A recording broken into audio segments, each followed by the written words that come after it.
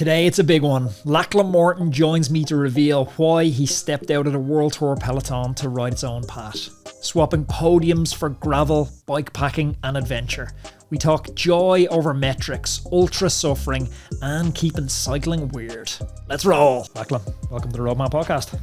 Thanks for having me, mate. Thanks for doing this, buddy. It's been a while coming. Yeah, it has been. What did we meet 3 or 4 years ago in London? Yeah. Couple of beers at the premiere of one of your many migration gravel. That's right. Yeah. Michael, finally Lagrange, on here. was the mutual connect back then. Yeah. I'm kind of curious about, I've never heard you talking about this, about your evolution as an athlete. Like, I guess you're like any guy who starts cycling. You start and you dream of winning the Tour de France. You dream of getting paid to do the thing you love. And you come through Jelly Belly, you're tracking perfect through, successful amateur into Conti, you step into the World Tour, you're living the dream. But at some point, there's a fork in the road. Was your choice to move away from the high performance chasing the World Tour? Was that your choice? Was it a conscious thing, or was it a drift in direction? It was definitely a drift. I joined the World Tour when I was 19 or 20 with Garmin. And up until that point, like all my cycling goals were based on, winning road races and trying to be a professional in Europe. And then I sort of achieved that like kind of early, and then just wasn't feeling like super fulfilled with that pursuit. At that time I'd moved to Europe and was pretty isolated from friends and family, and sort of just had that like question mark of like, is this what I want to be doing? I stepped out of the World Tour after my first 2-year contract and raced with Jelly Belly. And at that point I thought I would just race a year while I worked out what I was going to do next. But in that period, I started doing some more like outside of racing bike trips with my brother, and some off-road things that really like opened up a new part of cycling for me. And then I sort of had this duality where I wanted to do that stuff, and the racing was the thing that enabled me to sort of live that lifestyle. It went well at Jelly Belly, and I had the opportunity to go back to the World Tour with Dimension Data. And during that period, I enjoyed the spot I was in racing. I kind of like struck a balance of like, okay, this is how far I'm willing to push it, and it enables me to be like this sort of rider. I can do my job, help people out, lead a race every now and then, but it was a nice like balance. And then in the off seasons, I'd go and do these trips with my brother and kind of explore the adventure side a little bit more. And then just sort of weirdly, the opportunity came up with Rafa and EF to sort of try and mix the two a bit more, I guess, like formally as part of like making a season. When you're talking about balance, like what's the conflict you're pushing against? Is it kind of like this, you've your authentic self that doesn't want to go all in on the high performance? I just think like the pursuit of like really high performance, I think just with my personality is problematic. I'm not very, I'd say I'm like, when I was very good on the road and performing at like a very high level, it was to the detriment of like a lot of other things in my life. Like I was very like singularly or focused. relationships? Both, like I had to really sort of put the blinkers on and just focus on what I was doing, and be pretty selfish and pretty locked down to make it happen. And that was just like weighing it up. It wasn't worth it to me. I'd sort of spend time where I'm like, okay, for a month I'd have to lock it down and do something, but I could also then, go and enjoy myself on the bike like the rest of the time. So it was sort of like a duality, I would say. But I enjoyed racing for what it was. But when the opportunity came to spend more time, like, you know, pursuing things that were new to me, exciting to me, and then like as I started doing it more, I was like, oh wow, this is something that speaks to me a lot more, and I get a lot more out of. And then seemingly, like the team got more out of me doing that, and then organically it just kind of grew into all I do. You know, the first season was still like a few events off road, and then a full road season. Was that the year you had the alternate program? Howes has been on the podcast. I don't know how many times he's been on. Loads. Finney, and you went off doing like Unbound and stuff. Yeah. That was a fun year. Yeah, it was fun. It was so fun. And yeah, it was basically Finney, Howes, and I with a squad. And yeah, Unbound was our first race off road. It's so funny because like you like compare now going to do that race versus when we first did it. I had like a big frame bag, I had like spare chain, just like brake pads. Like we had no idea what we were doing. But I love that element of just being sort of like fish out of water, jumping into it. And that year I also did, I think, GB Duro, which was like my first sort of ultra experience. And we also did Leadville. But at the same time was still doing, like a full road calendar. I remember chatting to Howes on it. I think there's a moment, it might be in one of the EF Gone Racing documentaries as well, where you guys let a break go, or I don't know if you let it go, but there was a break gone in Unbound the first time you rode it. And then you're like, right, it's time for us to do our stuff. So the two of you hit the front, start trading off. And he turns, he's like, bro, I'm coming apart pretty bad here. And you're like, oh, I've come apart hours ago. Just keep riding. Yeah, that's exactly it. I think it was Colin Strickland had taken off. And I mean, we had no idea who anyone was. So we were like, oh, this is so far to go. We'll get him. And he was so strong, that bloke. We never even got near catching him. But I think it was Stettner, Howes, and I like eventually like, all right, we're squeezing here. And Howes was going super strong, and then he flattered. And it was super hot. And in the time it took him to plug the tyre, he just completely overheated and was useless. And then for the last 120k, he's just on my wheel, and we were just like, not even racing. We're just like, we just got to get to the finish of this thing. But yeah, it was fun. I'm really into the origins of mountain biking at the moment. I'm watching, actually, I'll send you on a documentary after. It's really cool. You know what the repack race was, like the first mountain biking?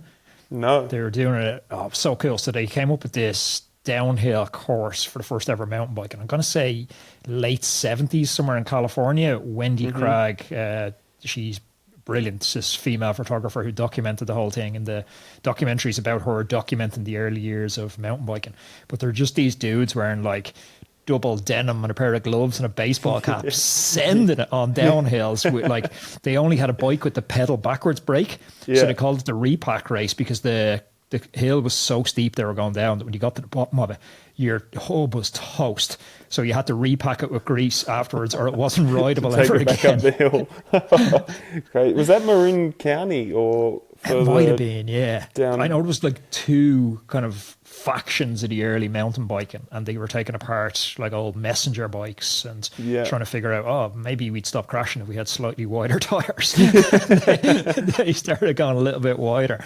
It's awesome though, but those like early Unbound years when you and Howes and Finney were going to them kind of remind me of that it's a little bit unknown, it's a little bit Wild West. So like, can we finish, can we not? And you fast forward that to like your Unbound weighing with, you know, hydration packs down the front to close frontal areas, Pox Aero helmet. It's so different. How do you feel about that kind of morphing into something different? I mean, it's still kind of that pioneering spirit, I think, in a way. It's sort of like for that period, I think everyone was working out like, okay, this is a thing. How do we go fast doing it? And like, how do we optimize, you know, setups, training, nutrition, all that stuff to try and go fast in these events that no one has really targeted before in this way. So I enjoyed that because there was no way of doing it. You know, you could kind of just play around with things. A lot of it was just like guesswork and messing around in, you know, the garage or training or like, and that element of it was fun to me. I think now the code's kind of been cracked in terms of like how do you go fast doing it.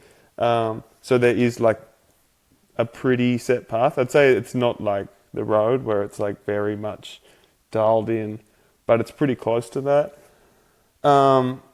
So I mean, I'm all for the progression of the sport. I think it's grown really quickly and it's like pulled a lot of people in, like I mean at a professional level, but also at a participation level, which I think is great. It's got more people excited about riding off-road and potentially just pulled more people into the sport. I think the racing itself, now, like having raced, you know, in the WorldTour on the road years ago, it feels like a pretty similar level to that, like what the road was when I left. I know WorldTour since I've left has gone like stratospheric, but like it's progressed in that direction, which has like pros and cons, right? I think overall it's not like a bad thing. I just think it's one of those, it's so new, and I think the one thing that maybe the elite level riders need to take responsibility for is that they have a lot of impact on the way the sport goes, you know, the way it's raced. Yeah. And look, like this is, I don't know, I kind of sound like the owl lad shouting at cloud sometimes on this as well, but it's like road, if you even show up to like a Cat 1 race now, everyone's, you know, understands their frontal area, they're pushing 140 grams of carbs an hour, like, you know, being a good bike handler, being able to go around corners, having a semi-decent threshold is generally not enough to win, even at local Cat 1 level. Yeah. Gravel kind of feels like it's gone the same as well now. Like the dudes in the front are all doing 6 watts a kilo. Plus, as these evolve, they only seem to be evolving in one direction, and we're losing that. You know, like the early days of mountain biking, we talked about that. There's something countercultural. There is something still countercultural about the bike. You know, most people choose to drive a car. Most people choose to be overweight. Most people choose to not get outside in the fresh air. There's something countercultural in the essence of a bike. And do we lose that as we evolve only in one direction with the sport? I think so. I think like cycling seems to have, and it's probably exists in a bunch of other sports, but I only really follow bike riding, so that's where I see it. But it's, I mean, trail running, I think it's kind of a similar thing, but there's like an obsession with the performance element. And I think a lot of it is driven by industry because it's something to sell, you know, to get people to go faster. They can sell the gels, they can sell the tires, they can sell the skin suits, and like it's an easy, like, well-trodden path in bike riding, as opposed to trying to sell, like, not even sell, but just, like, push the enjoyment and lifestyle factor and what it can be, I think is missing a huge part, because I think the majority of people who, like, want to get on a bike, are on a bike, if you want to go out on a Saturday ride, it's like you want to go out with your mates and enjoy it. And you don't want to have to like have a pair of aero socks and, you know, pockets like with 400 grams of carbs just to be able to go keep up with the local bunch ride, you know. Like there is like an element there that's missed that I wouldn't say it doesn't exist. It exists, but it just doesn't exist in the mainstream in the way I think it should. And it's interesting because it's also something that like I've sort of discovered in my own path. And if you can go to some of these like smaller events, you know, like I was in Vermont last or 2 weekends ago, and a very small gravel event, you know, they have a running race alongside it, you camp there, and that environment exists there. But if you compare that to like going to an Unbound or like you go to Sea Otter or one of the big like gravel events, the atmosphere is very different. And yeah, I think we shouldn't lose sight of that, you know, because at the moment it's like you look at an Unbound and it's gone from something like, oh, we're going to have this big adventure out in the Flint Hills to like, it's kind of like Iron Man now. You know, you have someone trying to be like, oh, I'm going to go 20 minutes quicker than I did last year or win my age group. Or... I went to Tracker last year, and now, like, for context, we don't know each other super well. Like, I've been around the bike my whole life. Like, my dad was in the army, but he was working on bikes after work every night. So from as soon as I could lift a spanner, I was helping build bikes out the back shed by this dimly lit shed and paraffin, like building Frankenstein bikes and racing them with no brakes down the street. Like, I've been around it my whole life, and then I've had a Cat 1 license for, I don't know, 15 years at this point. Never made it very far, only got as far as Conti level, but raced in France and stuff. And I went to Tracker last year, and I went down to Sign On, and I remember queuing at Sign On and ringing one of my buddies and just going, like, I feel like an outsider here. I don't understand what's going on here. And I actually just left Sign On. I texted, I think, Svein Tuft, and I was like, Svein, give us a route. I'm not doing Tracker tomorrow. And he sent me this mental going up that door and back down route. But I was like, it was something I didn't recognize, the bike. I didn't recognize the people. I didn't recognize the culture. I was like, is that what happens when we just all try and be one thing, when we all try and win the race, even though we have 99% of people have no chance of winning the race? Everyone's crammed into skin suits. Everyone's obsessing on tire weight, on drivetrain efficiency. And it's like, what? We've forgotten why we started riding, because it's fun and having a laugh with our mates. Yeah, exactly. And I think, like, going back to it, that can exist, I think, at the top level of it, if that's what you want to do, right? The issue I have is that people who come to participate in something like Tracker, and then you feel like you're like on the outer because you're like, oh, I just thought I was going to show up and do this big ride and, you know, find a nice group and have a few stories to tell at the other end, you know. That's when it's like becomes problematic, I think. And it doesn't, like, I think it's kind of short-sighted to think that that'll work in the long term, because if you look at the whole reason like gravel kind of took off was as a counter to that road culture that was already that, and you can sort of see this like history repeating itself, and, you know, just like the way people speak about it and that this kind of resentment around it, you can sort of see it happening again, but it doesn't need to, you know. And I think, and even like the role of like the top riders, right? Like the pursuit shouldn't just singularly be performance, I think, in that space. But it has become that. So I'm not sure like what the answer to it is.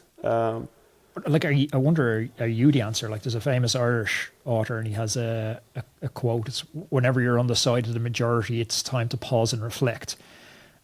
And you seem to be, I'm not sure how much is by design or how much is you're one of the last kind of romantic cyclists and just following your heart.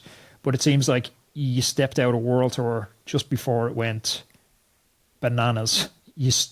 Gravel. Now you're starting to step out a little bit and explore, you know, Transcordilleras, for example, other events like this. How much of that is deliberate engineering from you trying to find the next cool thing for you way before it's cool? I mean, it's basically just trying to follow like true motivations, right? And that can be like a tricky thing, but kind of sometimes stepping back and like looking around and being like, okay, I'm not actually enjoying this. I'm pursuing this for the wrong reason. What's something that I could do that would be like exciting for me and motivating for me, and it's going to get me out stoked on my bike every day.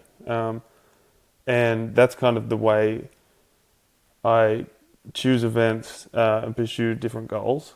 And it definitely wanes. Like, you know, there's sometimes I'm super stoked to go and, you know, like I trained for Leadville this year, and for that month it was like, great, the motivation's good. I want to go there and try and perform fast. But at the same time, it's like, you know, doing the ride around Australia last year, and then I also did like a bikepacking trip with some mates in December, right? And both two completely different pursuits. But I had this realization of like, this experience that I've had 5 days with some mates, like out in the hills here, just doing 100 Ks a day, you know, and then stopping and having a beer at night. I was like, this is the actual experience that people, I think, would enjoy riding, you know. And like, that's something that I definitely, there was a conscious like light in my head of like, this needs to be part of what I do in terms of like promoting the sport. Because you can always go like bigger and longer or faster or, but ultimately it's like, what are we trying to get out of bikes? And it's like, we want people to get out there, you know, be healthy, but just enjoy it for what it is and have the space to enjoy it the way you want to. Bikepacking with mates ticks so many of the boxes as to the why best. cycling is fun. It's like exploring new territories, having a laugh, having sore legs at the end of the day, being able to enjoy a beer, like new communities, cultures. It's so much fun. Like, and I've really enjoyed, like, you get a group of friends that, I'll have friends from all over, and you bring them all together. So maybe like half the people know each other, and you have very varied levels, you know, of ability. And then trying to mesh together as a group and being like, all right, this is going to be, you know, for this bloke, it's going to be his hardest day out ever. But how am I going to, you know, manage him through it? And we're all still going to have a good time. And then, you know, the stories you have out of those are just like, it's the best. We done one last year. We do every year. We do this, we call it Chamois Time Tour. Sean Kelly, obviously a famous Irish cyclist, he had this idea that you get faster by just being in your chamois. It doesn't matter how many training hours you have as long as you're in the chamois. So we call it the Chamois Time Tour because you're literally, you know, you're in your chamois for breakfast and then you're still in your chamois at 11 p.m. drinking beers. So we do Chamois Time Tour. So we're on our, like, I think it's our 5th year coming up. We done Bosnia and Albania last year. But we had one bit where we were cycling, we're coming into Albania, so I can't even know what town in Albania, and we literally just booked the Airbnb, you know, you're like 20k out. It's like, okay, it's your turn to book the Airbnb tonight. So we meet the dude who's bringing us to the Airbnb, and we're going real slow, we're walking behind them. So there's 3 of us, the first lad just walking, or just riding behind him real slow. I'm walking behind, but he's coming to a decision point. Like, I'm not sure if the dude is walking left or if he's walking right. So I just do a small little track stand for a second, just to delay, just so I can see if it's going left or right. My buddy behind's not looking. So he goes to ride into the back of me, but instead of riding into the back of me, he topples over a small wall. But it's one of those car parks, you know, the underground ones that dip off. He fell like 8 foot off our car park. If this was Ireland, US, UK, like, the property owner here would be like liable, like concerned, liable, concerned. The Albanian dude broke his whole laughing. Funniest thing he'd ever seen. Like, different cultures. Yeah. I've stayed in an Airbnb in Albania as well, and remember it being like that same thing of like, where we're staying, following someone random up a weird staircase in Albania. Have you been to Bosnia? No. Stick that one on your list. Bosnia is like, Albania's pretty rough. Like, as in, it's not Mallorca, but when you go to Bosnia, like, they're just out of war. Like, just bullet holes in the shops and stuff, and dude pumping gas, and he's got like 2 fingers, and you're like, whoa, this place there's some real trauma still going on here. Yeah, but there was cool riding there. A beautiful riding. Very few cars on the road. Beautiful riding. Like, super cheap to stay as well if you're going bikepacking. Yeah, yeah, we went from there, and then I think it was Macedonia, Greece, and then Bulgaria. Bulgaria was mind blowing in terms of Never the been there. riding. Yeah, it was very cool. So, But we went in December, which was a mistake. But yeah, but you know when you're doing these events, like when you started out with your brother and you're doing your thereabouts #1 riding, I think it was back to Port McGee for the first one. Like, how do you think about the idea of just going riding with your mates versus going riding with your mates and bringing a film crew? Does it change the experience, or how do you wrestle with, you know, it depends a lot on who's shooting it, and what you're shooting it for. I think because yes, it does ultimately yes it impacts the trip, and I'm currently trying to work out a way of shooting it amongst yourselves, and having something a bit more raw and I guess like authentic to it. The way I've approached it is I'll never like adjust for shooting, so it's on the crew to get whatever they're going to get. Like I'm not going to be like, oh, we're going to re-ride something or like, change the ride. oh, can you come around that corner again? Yeah, exactly. Because that's when I think there's like a line crossed of like, okay, we're going out to do a ride and we're going to film it, or we're going for a ride so we can film it and make something, I had this moment actually different things. I had this moment in Badlands, and I actually did redo the section. So Yeah. I came around the corner and we had a videographer there with us, and we haven't released it yet, but we have a videographer there and he's gone ahead on the moped and he's set up for this shot. And as I'm coming past him, like I don't ride past, I stop and I'm like, "Man, my hammerhead's about to die. Are we going left or right up here?" And he's like, "Are you kidding me? I've been 2 hours waiting to set up this shot. You're riding past." So I was like, "Oh shit, I feel bad." I was like, "Here, I'll double back like 60 seconds and I'll do it again." Yeah, and I mean it's one thing like doing a trip where there's no like pressure on time or speed. I think like the capacity for shooting is like a lot bigger. But doing like some of the FKT things and that I've done, like when we were shooting Colorado Trail, That was brilliant. my brother was shooting that, and the thing about that, like in 3.5 days, and I probably only saw them maybe 4 or 5 times, and because it's really hard to get into the trail, Yeah. and so the pressure on them to get those shots was pretty massive. They might be camped out there for like, a day, knowing they're going to get this one spot. But in those scenarios, I'm very strict with what I'm doing. In terms of like the responsibility of shooting is completely on whoever's shooting it. You're not going to get anything more than me than just the ride here. And that's very important to me, and I think it's something that like I definitely want to continue to strive for, that like the ride for the ride's sake, and then you capture it, and that's what you get, and it does mean you leave a lot out there for sure in terms of like whatever shots and sometimes story or whatever, but for me that's just the way it sort of has to go. And it's nice to have that framework as well, because I think that framework, it does improve the enjoyment of the ride, because everyone knows what the expectation is of it.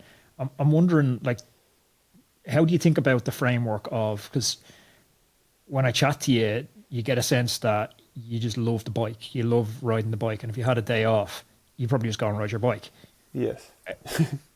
How do you get, like, maybe I'm asking this as a selfish question because I'm similar to you. I just love to ride the bike, whether it's a mountain bike, gravel bike, road bike, whatever. If I have a day off, I'm riding the bike on my own with friends. It doesn't matter.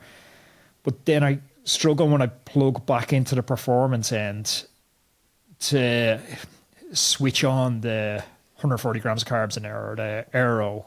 How do you think about like compartmentalizing? Okay, I need to switch on for unbound. I know I'm going to have to wear a speed suit. I know I'm going to have to wear Pox Goofy Aero helmet because these are just necessary evils for the outcome I'm looking for. Do you have a framework for dealing with that? Yeah, so I work with a coach, Dennis Van Winden, and we've sort of, I'd say it's the first coaching relationship I've had where I've struck that balance, where he understands that like 80% of the time I'm just going to be out there riding, and I don't want structure, or I don't want to like do the intervals and that kind of thing. But he'll, if I have a goal that's performance based, he'll give me like sessions when it's like, and if he gives me a session, I know I'm like, okay, this is for a purpose. I need to do X, Y, and Z in this session, and they're generally like infrequent enough that I actually enjoy the switch up. You know, Yeah. I'm like, okay, cool. Today I'm going out and I have a session to do. That being said, I don't use power or heart rate or anything. I do it all based on like feel, I guess. Where the sun lines up with the moon and the stars, you push a little bit harder in the quadrant. Well, I mean, it's interesting in that I've done it with power and without, and the outcomes are similar, except the only difference is the enjoyment factor. Do you tape it up or you don't use it? No, I just don't use it. Don't have it on the bike. And I just find that I can do the sessions more effectively. And I understand that now. It's just my own, like I get an emotional response to a number being displayed back to me. And it's like, if I'm trying to do something, instead of doing it, I'm like in this weird feedback loop that can become like negative very quickly.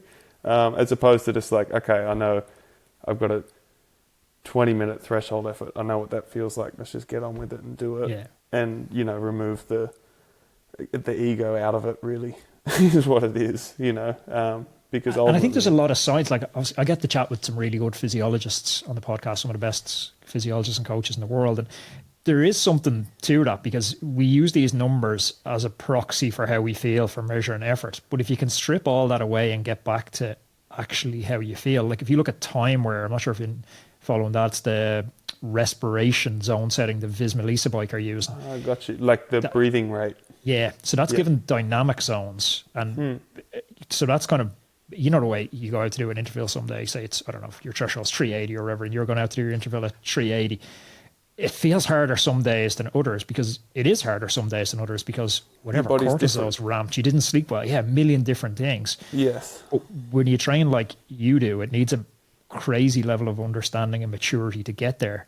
It's like you've graduated to Yoda, where you're like...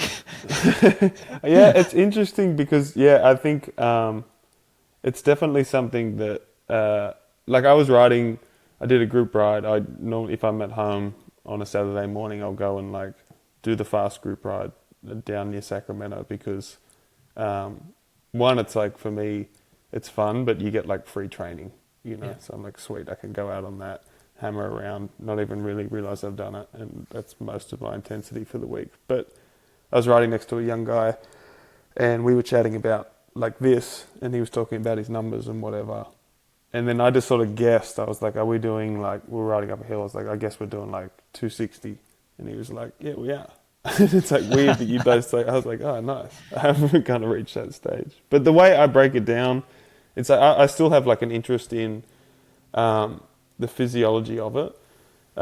You don't train without like some sort of interest in that. But I just sort of break it down into like, the fundamentals of training are like, you're trying to elicit a response from your body, right? So like you're either producing lactate or you're clearing lactate, and you're doing that at like different levels, essentially. And once you understand like those feelings of like, okay, I'm doing a VO2 effort, I'm producing lactate really quickly, this is what the feeling is. It's supposed to feel like shit, this is normal. Or like a threshold effort, you're like, yeah, okay, I'm producing lactate, but I can sort of sit here and I understand that feeling. And then once you understand those zones, like it's pretty easy to do training effectively without the number. I think where it becomes difficult is probably on my coach's end, because he's kind of like doesn't actually know what's going on. But I'll just use old school, like a time up a climb, you know. I'm genuinely proud of my little man cave. My escape, my safe place. It's not glamorous by any means. It's crammed into the spare room in our apartment with bikes stacked in the corner, boxes everywhere, and the smell of chain lube is just kind of hanging in the air. But in that corner, that's where the work gets done. That's where I switch off from everything else and I lock in on my training. And the centerpiece of it all, it's the WAHOO Kicker Bike Pro. Honestly, it's the ultimate man cave bike. The thing just feels alive under you. It climbs, it descends, it shifts all automatically. You can dial into your exact position to the millimeter, just like your outdoor bike. And with the new setup, everything's smoother, quieter, and way more immersive.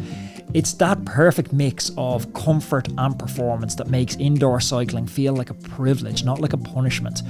And look, I'm Irish. I'm sitting in Ireland recording this right now. I know what it's like to wake up, look out the window, see wind, rain, and sideways hail, and think, do I really want to be out there today? And that's where the kicker comes in. You can get a world-class session done right there in your safe little space, no matter what's happening outside. If you want to build your own version of that space, a place to train hard, stay consistent, and escape for a little bit, check out WAHOO at wahoofitness.com. They've got everything from the flagship Kicker Bike Pro to the Kicker Core 2, which gives you that same legendary ride feel at a killer price point. WAHOO, building the better athlete in all of us. I almost feel like every interval is full gas for the duration. Like if I say to you, hey, do 4 by 5 minute efforts, VO2, you basically can't go any more in those efforts. I mean, you have the gas capacity, you know, and on any given day, that capacity is different, and you can only read into it so much, you know. So yeah, I mean, that's the way I go about it, in a way that I know I can still perform when I want to, but do it in a way that I feel is sustainable. And that way, if I have like a hard session, I'm not like, oh shit, I've got this session coming up that, like, you know, I'm worried about and I've got to go out and get it done. I'm like, okay, I'm still stoked to do that. And then tomorrow I'm just like on my gravel bike, 5 or 6 hours, might be walking, you know, maybe like I just take it as it comes. And there's like will a he nice give you balance guidance there. on duration? Like, will he say like, here, you got to top it out at 25, 28 hours this week? Only if it's like a top end. Like sometimes it'd be like, okay, it's a free endurance ride, but he's like, don't go more than 8 hours, you know, or like, so yeah, there's some like guideline there, but it's very loose. And it's interesting that like it's taken, I think we've worked together probably 3 years now. And initially I hadn't had a coach for 3 years before that. And starting again, I was like, okay, I want to go and do well. I think I was going to Cape Epic with Keegan. So I was like, okay, I need to lock in a bit here. And initially we went like very hardcore, a lot of structure, very like dialed in, I guess, like modern training program. And we very quickly realized that like that wasn't, one, it wasn't sustainable, and two, it wasn't like effective for me. So it's like a process of like working out, okay, what's like the minimum amount of structure we need to do that will get you where you need to be. And for me, that it's generally more effective the less structure I have in there. How do you and Keegan get on at Cape Epic? Great. Yeah. We're still good mates. Yeah. I was actually just chatting to him after Worlds last week. Unbelievable, right?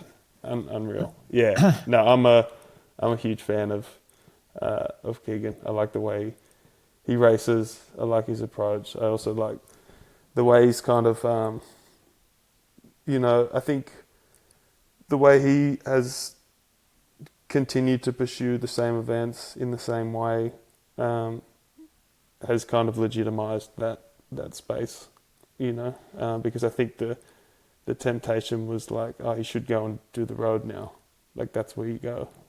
Whereas he's like, nah, I'm happy doing what I'm doing. I'm going to get really good at this. It's And nice. now it's like he is really, really good at it. And it's nice to see him breaking out though and getting that validation outside the US, because For sure. outside the US, people don't perceive the US the same way. As, Yes. Euro's the center of the cycling world. Yeah. Yeah. No, it was a sick win. So in terms of you getting ready for events, I know you're not a huge indoor cycling fan. You're more about the outside exploration, but I know you do strategically use indoor for getting ready for events. What's your setup like at home, and what's your go-to sessions when you're riding indoors? So I use the Kicker roller, which is like the WAHOO trainer that you don't have to take the wheel off, which I find is really useful because I ride a lot of different bikes, and I don't want to have to mess around like taking wheels off and doing that. So I use that. My setup in the garage is very, I guess, rudimentary. I don't have any screens. I don't have any, speakers or anything. Read the old text off the paint can. Yeah, we're doing house renovations at the moment, so there's a lot of like wood and paint and stuff but I have like a little corner in the back, and yeah, I'll use it here in the winter. I'll be on there a few times a week if I've got to do some sessions and it's raining, or otherwise in the other parts of the year, occasionally I'll do like a heat session on there, so just to like sweat a bit. It's kind of effective for that. And occasionally I'll do like a Zwift race. I'm not very good with structure on the trainer, but if I get on there and then just like pull up Zwift and have a little bang. I've actually never used the Kicker roller. Is it worth a purchase? Does it feel like you're outside? Yeah, I mean, I enjoy the feeling of it. And I think the biggest thing is that convenience of like, a lot of the time I might just like finish a session with the trainer or something. So I might be out on the road and then I come home and then it's like, okay, I'm on here for half an hour or something and I can just throw the bike on. It's very easy. And also like playing with like bike setup and that sort of thing. Like adjusting, a mountain bike position to a road position or that kind of thing, setting up shoes, all that. You can just switch bikes in and out, which is what I use it for. I love that. Winter's about to hit in Ireland, so I might experiment and try and see if I can find that indoor love, because I've never quite got onto that Zwift buzz that everyone's on. Yeah, I mean, I always prefer to be outside, but any bike ride's better than no bike ride. So we were chatting off air, and I'm just back from Badlands, and yeah, like massively underappreciated how difficult that was going to be. I'm so broken. Yeah, that's a tough one, mate. I see my buddy at the start line, and he'd ridden it a couple of years ago. He's an old teammate of mine in France, and he was just like looking at my setup and my prep, and he's like, "Bro, you're going to die." He's like, "You are going to die in the desert." I was like, "I don't have food or anything with me." I was like, "Oh, I'll get a servo station out the road." Yeah, like, sure. So I've got nothing with me. I was like 15 hours deep eating my fingers nearly. Yeah, there's not much out there. There's not much out there on that course, and there's a lot of really narrow time windows for resupply and that kind of thing in some of those towns. Yeah, like you get to one of these towns and you're like, I'm all in. I need to eat in this town, or else I've put myself into a bad spot here. Like I'm 4 hours with no water or food. You get to the town, and like there was one town we got to in particular, Ilar, and we made the shop by, I'd say, 30 seconds before siesta. And then it closes for like 4 hours or something for siesta. Yeah, and you're like, God, if I was 5 minutes later, I'd be done. I was dead. I would have to wait here. And there's no getting out of there. Like one of the dudes ripped his sidewall, and I heard he was walking the desert for like 9 hours trying to get phone signal. It is crazy. I remember I raced that, I think it was the first year, and I convinced a mate of mine from Girona, Kiwi guy, to come and do it with me, and Hayden McCormack, and he'd never done, and at that point I'd done a couple of ultras, and I remember he finished. He actually came second, but he had all these stories of just like survival basically, and I remember he looked at me and he was just like, someone's going to die out there. Yeah, 100%. Because also like, you rode it in what, like you were like 40 hours or something like that. Yeah, I can't remember. It was 2 nights. I was out there for 5 days. And I mean, it's so interesting, those experiences, because like your life very quickly gets simplified down to like, okay, I need to get food at this next town, and then I need to like find somewhere to sleep, and it's like you very quickly are just like reduced to the basic human needs, and 100%. the only goal is progress, which I love that, like being in that state. Because I went out and I was on the plane, and we had the videographer coming with us, and I was kind of sketching out this romantic script of what I might find out. Like, you know, the bike is being different things to me at different times in my life. I'm going into the desert to find out and answer that question, why I ride. Very soon it became like, just get to the next 10 kilometers, get to the next shadow so you can get a bit of shelter from the sun, get to the next water stop. It's like, you don't process anything beyond your next definite need to survive. Exactly. And that's like, it's not necessarily like romantic, and a lot of it is like just discomfort, and, you know, you're not like having fun, but that is in essence like ultra cycling. You know, I think like if you're out there trying to find meaning or process things, like, yes, that can happen, but that's probably more likely to happen if you just threw some bags on the bike and you're like, I'm going to go ride for a month somewhere and just see what happens. But in terms of like the intensity of getting on a set route and trying to get around it, I think the reality of it is more you're just kind of stripped back, and you're kind of like forced to just deal with things as they come. And in my experience, like that can be like frustrating, can also be rewarding, but like in the end I find it like empowering. You're like, okay, I can like put myself out there and I'll work it out. It's also such a different type of fatigue. Like I was texting guys who are on the Vuelta, and it's kind of shit to be texting them talking about how fatigued I am, because as they're heading into the third week in the Vuelta, but you're like, I can't explain to you how fatigued I am right now. Like, it's a different level. Like it feels like it's hitting me on a cellular level or something. Like it's fatiguing my ancestors. This is getting so bad. Like it's just so different than a stage race fatigue. Yeah, it's like the muscles ache all the way down to the bone or something. Yeah. I was taking my shoes off on the scents, like putting my feet on the outside of the shoes, going down the descents.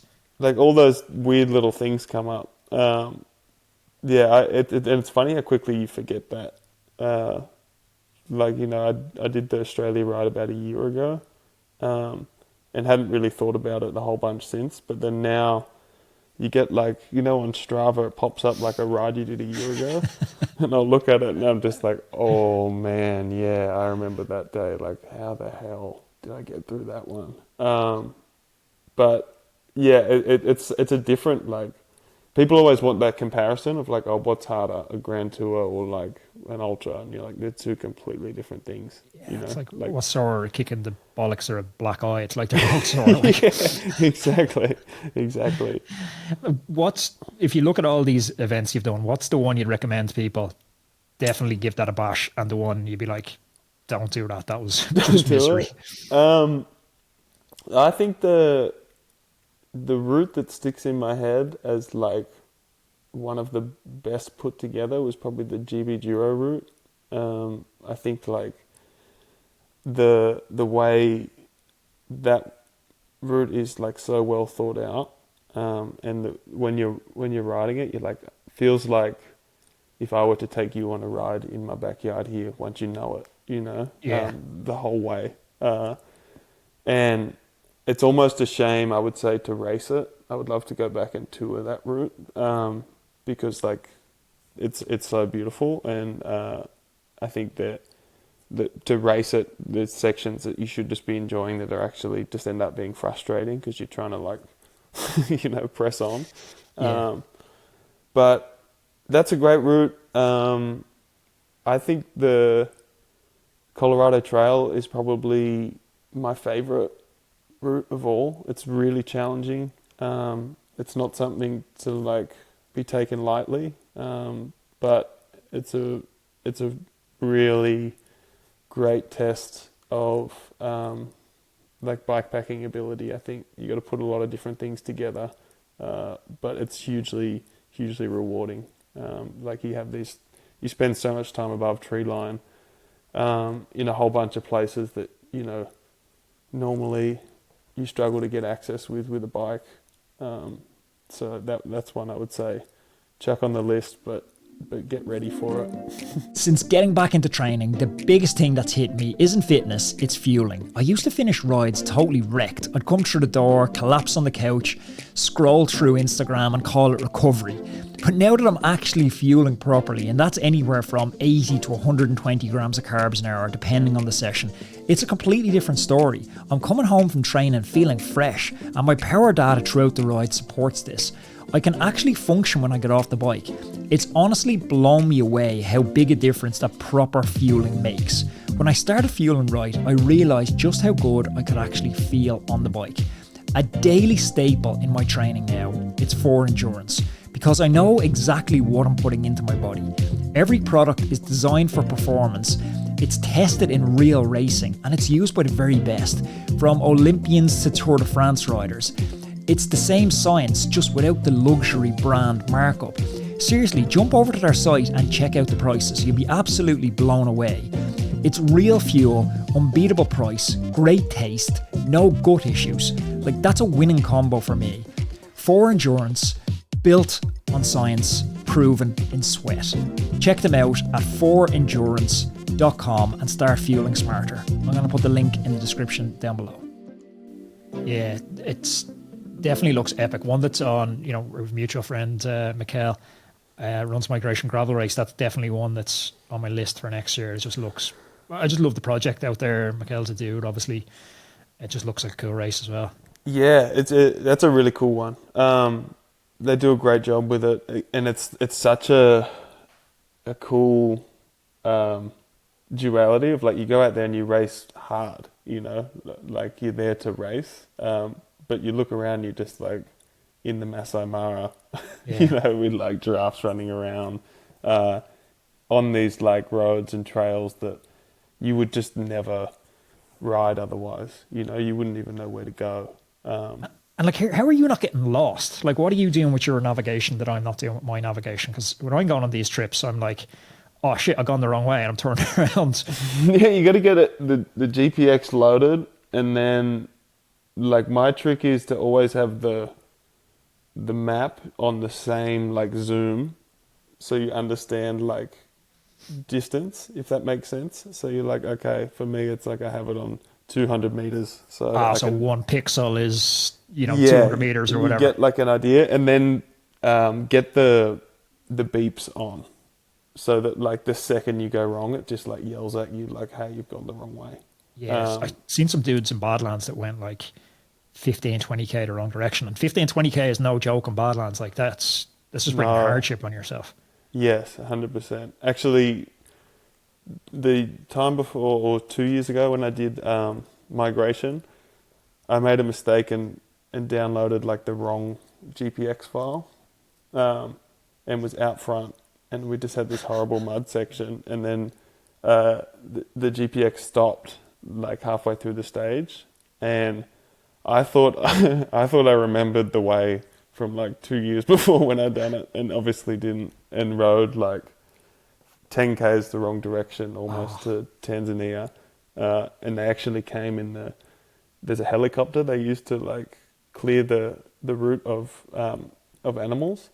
And they flew the helicopter and were just like pointing out, like, go back. You're about to get killed by a rhino. Had to flip it and ride back. So Motor it definitely by a helicopter back into town. Exactly, definitely happens. I do still get lost, but I mean, for me, to be honest, like the bit of technology that there's a lot of technology that exists in cycling now that. It probably serves a purpose somewhere, but for me doesn't add anything to the ride. I think the one biggest change that's happened in probably the last like 5 years is the quality of like the GPS computers and the ability to find routes no matter where you are. Like you can show up anywhere and you're like, damn, this is where everyone rides. Oh, there's a trail network here. I was chatting to some kids on my group ride, and they're like 17, 18. One of them didn't know who Oasis was, which was just like blew my mind. He's that young. I was going to the Oasis concert. He's like, who's Oasis? I'm like, what? Like, how? And then you ask what year he was born, and you're like, okay, that makes sense. Oh, yeah, no. I was talking about when I raced in France. I was there in 2012, and there was Garmin's back then. WAHOO didn't exist. Hammerhead didn't exist. Garmin did exist, but don't think there was any mapping on it. If there was, I definitely didn't have it. I used to go train with a map, like an actual map. And I was explaining this to him, and he was looking at me like I was Christopher Columbus. Like I was talking about the Victorian era. Yeah. Like, so I found one of my old iPods, one of the first like iPod touches in one of the old boxes we had from when we were moving, and I fired it up, and in the notes, like there was an old notes section, and I was like, what is this? And it was like all these French, because we lived in a team house just outside of Toulouse, and so I used to go on to like Google Maps on my laptop and then just write down like D23 and then like turn right onto this, and I would have this whole massive like I guess one step up from maps, but we used to get lost like all the time. And you could legitimately get lost like 10k from home. Like I went on a cafe ride in France, and I was like meant to be 90 minutes or something, and ended up being like 8.5 hours. It was pitch black dark, pissing rain, couldn't find my way home. It was total shocker. I normally I'd like to think I'm very good with direction, but there's something about that like rolling hill area in the south of France there where I could just get turned around so quickly, and like everything looks the same, and I would just get wicked lost. So wrapping up and thinking about this year, 2025, 2026 season, like what's tickling your fancy? Will you go back onto the road at all, or have you put a full stop after the end of the road aspirations? I don't think I'll go back on the road. I mean, unless there was something that really like captured my imagination. Because you're still pretty young. Like, what age are you? I'm 33 now. You're not young in the new. You're not young in the new. No, I'm old now. Grand Tour by 20, but you know you're still like. Well, Valverde finished at 42 or something. Yeah. Actually, I raced Valverde last year at BWR, and I was just like, damn, this guy's still got it. I mean, I think I don't have like concrete plans for next year yet in terms of what I want to race. But I think, I'll slowly nut that out. I try not to like commit to anything super early, just in case like the motivations change and whatever. But I definitely, this year, I did a lot of new to me races. There was a lot of travel and sort of exploring different things. I think I'm enjoying like smaller races, races that are, I guess, more grassroots. But at the same time, there's still a few like bigger goals that I'd like to chase. It's kind of cool that you're shining the light on some of the like Transcortieras. Springs to mind, it's like a great shine one. the light on a cool race like that. Yeah, and there's so many out there now that it seems like not a waste, but like I don't feel the need to go back and do a lot of events twice unless I really love it. So yeah, I've got like I keep like a list in my phone because a lot of the time you'll go to these events and then someone will be like, oh, have you heard about this? And so you sort of like add it to like a increasingly growing list of things I want to go do. The same time I want to like have a bit less travel, I think, because one of the things I enjoy the most is riding from home, and you know, having my time here to explore like the foothills here, and really I get a lot out of that. You know, I think like if I was to tell you like my top 5 days, you know, on the bike this year, most of them would probably be just something I've done from home here. So Yeah. that's definitely like a priority. And then I have a few ideas for like some bigger projects. So this year I didn't really do any crazy ultra feat. The Australia trip last year definitely took some energy out of me and took the motivation for that out a little bit. Bleak. Yeah, it was hard. And I think the other thing that people maybe don't realize is that you go and do one of those events, and then the process to get ready for like, 1 day, 6-hour gravel races again is like, it's a lot of work. Can't be as difficult as the process when you rode Badlands to go and ride the Giro 2-3 weeks later. Just a wild. Like, I was thinking about that flying home. Like, I flew home yesterday, and both my hands and feet are numb, and I was like, that lunatic won Badlands and then had 3 weeks to get ready for it. How do you think about recovering and training at the same time? It's like two. I at that point, I don't even think I knew I was doing the Giro, and then we were having like a camp in Girona with a few of the riders that were sort of on the bubble, I think, and then I got selected for it. I was like, oh, that's cool. And the more I thought about it, I was like, this is like, and I also don't think anyone. I mean, if you show up to the Giro, you can't be like, oh, I'm tired from Badlands, like there's a job to be done. It's funny because I've never really thought about those two and how close they were, but I mean the funny thing about balancing those things is like there's no real blueprint for it in terms of like there's not a lot of people who do it, so For a reason.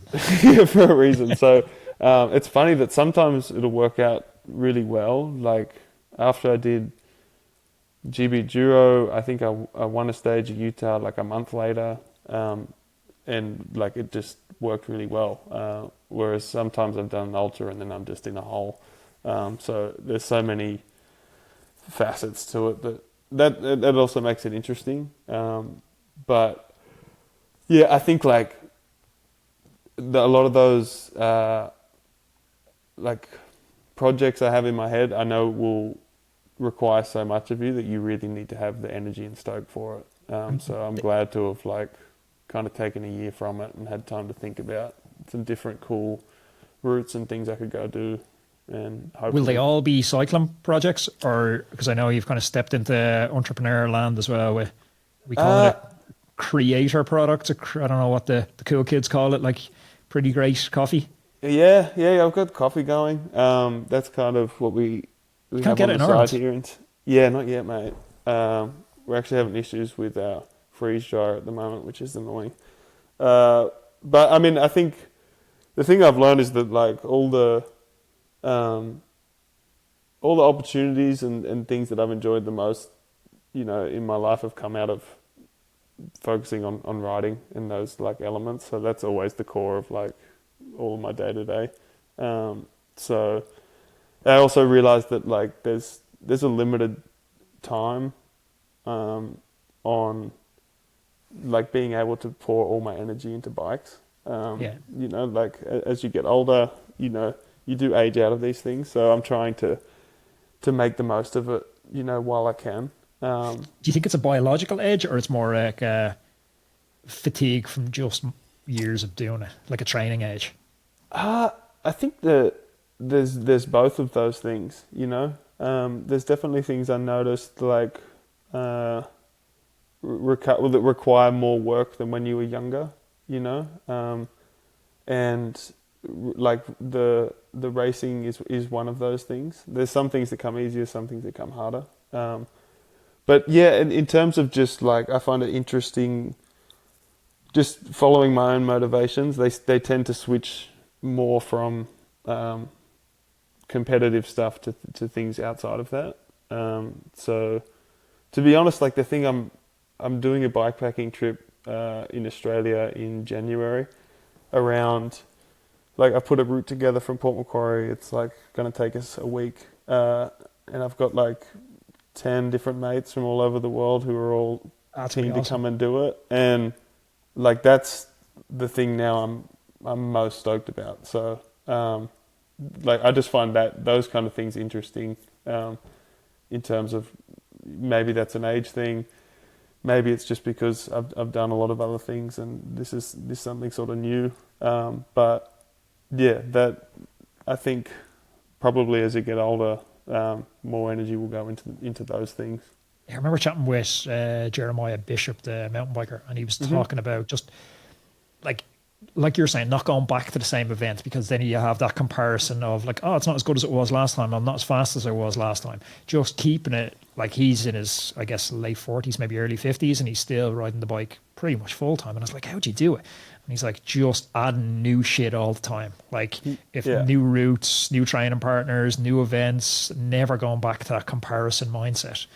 And that's really helped me a lot. Like, yeah, I think that sort of, I guess, like keeping the curiosity in it, in riding, and like the different experiences you can have, is important. You know, in the same way that, you know, if I go and do a road event, you know, now it's like I remember like, oh wow, I was like in this very thin slither of what cycling is, and I did this for so long, while all of this stuff existed, you know, in a like it's funny now if I go to Girona, where, you know, when I was there I was a road cyclist primarily, whereas you go there now and you have like the mountain bike trails and the gravel roads and that like literally exists like in a parallel kind of world. Whole other community ecosystem all inside Girona, where you walk past those dudes in the street, you don't even know they're the mountain bike guys.